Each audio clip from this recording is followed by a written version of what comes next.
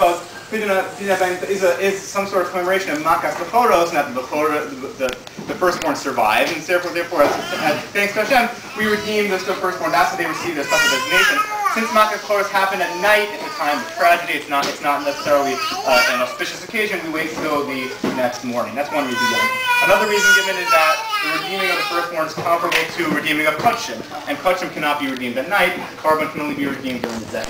The final reason given, which is the reason I want to focus on, is the reason given by the Shari Tshuva in Hilchos Tanis, actually in Siman Tafkuf Samach Tes, in Orach Chaim, and he says that he's actually referring to a situation where the Pidyon Haben is nidcha. For example, had the Pidyon Haben been the 31st day been yesterday, or if the 31st day is on Shabbos, it would be nidcha to the next day. He says maybe we should make it at night.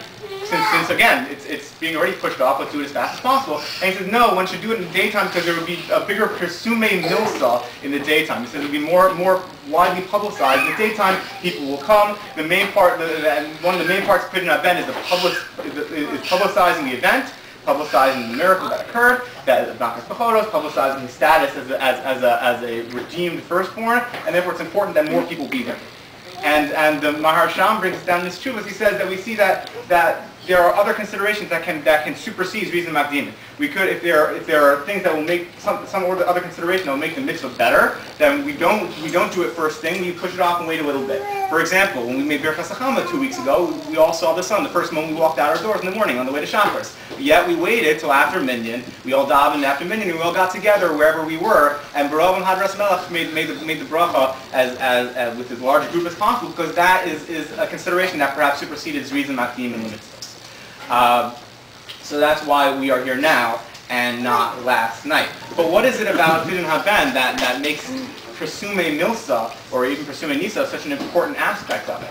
So I had another question, which is as part of the ceremony, there's a Borei Pri Hagafen at the end, which seems out of place. It's hanging there. We do the whole back and forth, the exchange. Do you want your son? Do you not want your son? I want my son. Here's your money. We bracha, great. And then he makes a Borei Pri Hagafen, and then we're finished. What is that Borei Pri Hagafen doing there? It seems that it doesn't belong. So the Ramah in Siman Shin Hein Yoredei and Hilchos Haben says the reason why, he cites the Mahario, and he says the reason why we make a Borei Pri Hagafen to pursue milsa. The Borei Pri Hagafen is there as pirsum, to publicize the event. What is the Borei Pri Hagafen publicizing, and what role does it play? So Rav Hirsch, Rosh Hirsch in his Chorev, talks about the mitzvah of Kiddush, and he says, why do we make a bracha Borei Pri Hagafen on a cup of wine as part of our ceremonies? We do it for Kiddush, we do it for Abdullah, for a bris, for a wedding. We've always found we have some sort of religious ceremony, we take a cup of wine and make a Borei Pri Hagafen.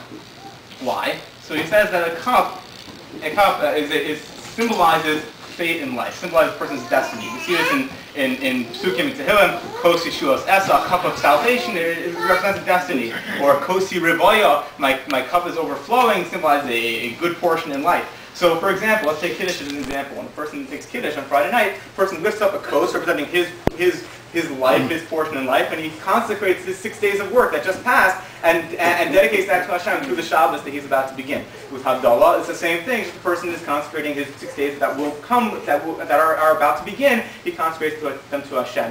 With the wedding, a husband and wife are about to begin their new life together, and we represent that with a cup of wine under the chuppah to represent that we're sanctifying this to Hashem. And the same thing is true of bris. When a child is brought into a bris or Avinu Avinu, we take a cup of wine, and again we make a bracha over a cup of wine to symbolize that his portion in life is now dedicated to Hashem. And the same idea is with the Pidyon Haben. However, we're dedicating him to Hashem, but in a slightly different way, because we've already dedicated his life to Hashem by bringing him to Bris Avinu Avinu a few weeks ago. But today, what we are doing is a little different, in that as before, he should have been responsible to serve in the Beis Hamikdash and be a spiritual leader of his people. But now he cannot do that because his people failed, because they were not zrizim enough back in the time of the Chet Ego. And so the Kohanim take their place. And the Kohen comes up here and says, don't worry, I'll do your job for you. But your job now is not in the national sphere. Your job is not to be a Kohen for the people. Your job is to be the core of your family and to be a spiritual leader for your family. Now, I will take your place in the national level. You do your job in the familial level. And that's why we pay the Kohen to sort of take the place of the Bechor. That's the idea of the Chamish Slayim. And then Eliezer will now have to dedicate his life to Hashem, but in a different way than had he been a Kohen, in a slightly different manner. But we want to publicize